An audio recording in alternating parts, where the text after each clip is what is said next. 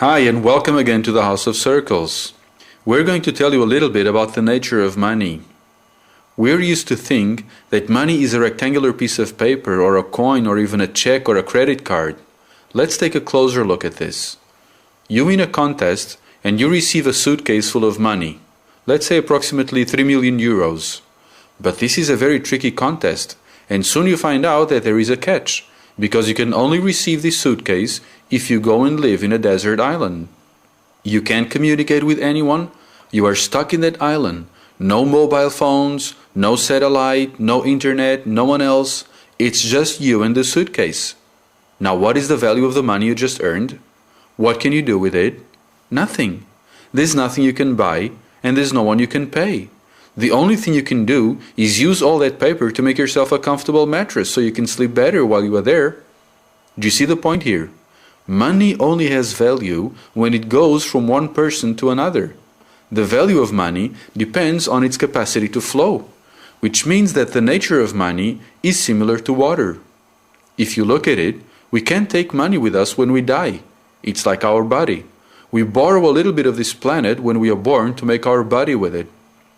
Then our body takes some air from this planet when we breathe in, and then we give it back, time and time again, all through our life. We take air and we give back that air. We do the same with water. We drink, it flows inside of us for a while, and then we return that water. Then we go and drink some more, once and again, all our life. We do the same with food, in, then out, several times a day, all the days of our life.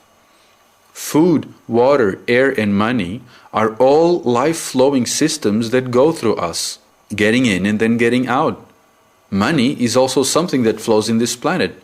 We can take it with us, like we can take any air or water or food. It's all borrowed. But we must keep a constant flow in order to stay here physically. We have to know where we can get food and water and air, or else. So we learn to get around. First we learn where our mother hides the biscuits. Then we learn where are the best restaurants near our office. Without noticing, we slowly learn to seek the flow of life and make it be part of us. We learn ways to make life flow through us, and so we find ways of always being close to that flow. The same happens with money. We earn money and then we spend it. Then we earn some more and then we spend it again. Some people are money fat because they earn a lot and spend a lot. Others are very thin because they earn the minimum and spend the minimum.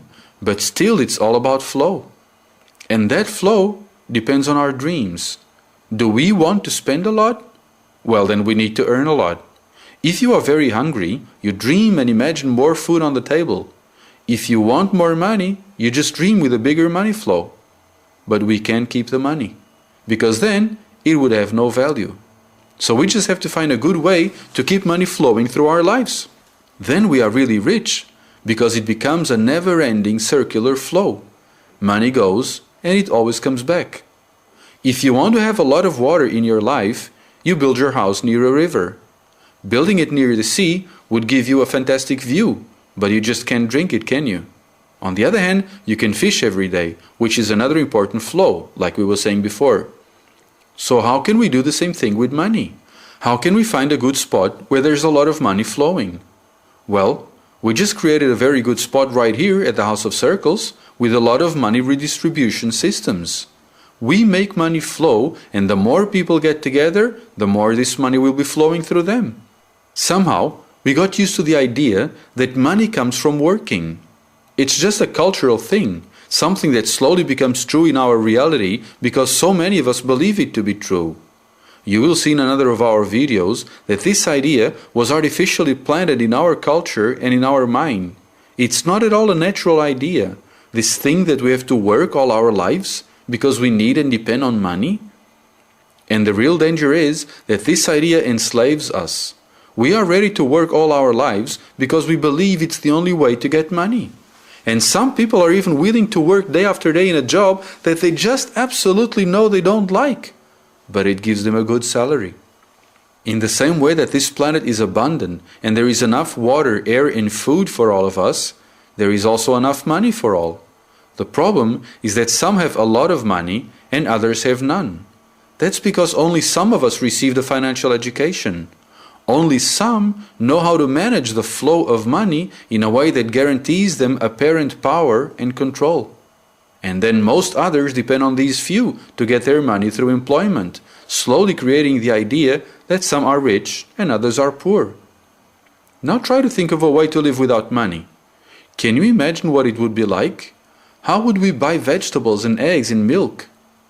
Well, there are already several solutions working, one of them being the bank of time. And we will soon discuss them in another of our videos, so stay tuned.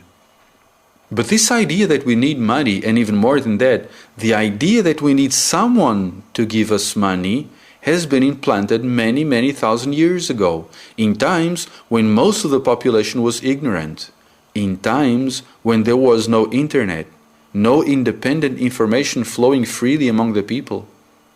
So now we can wake up by watching these videos and documentaries, here at the House of Circles, for example, but also in YouTube and Google Video. And then we can invite our friends to also wake up just by sending them a link, which will then create a whole different culture, and in a very short time, be sure of that.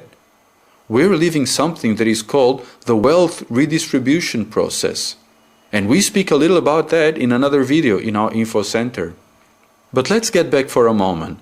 We were saying that the value of money depends on its flow, remember? So how much is a 10-euro bill worth? We're used to think in a simple manner that it's worth 10 euros because that's what is written on it, right? Well, not quite. I use this bill to buy my lunch. That's 10 euros. The owner of the restaurant then uses it to buy fruit at the market. That's 10 more euros. Then the fruit seller uses it to pay his rent. 10 more. And it never ends. So how much is this bill worth?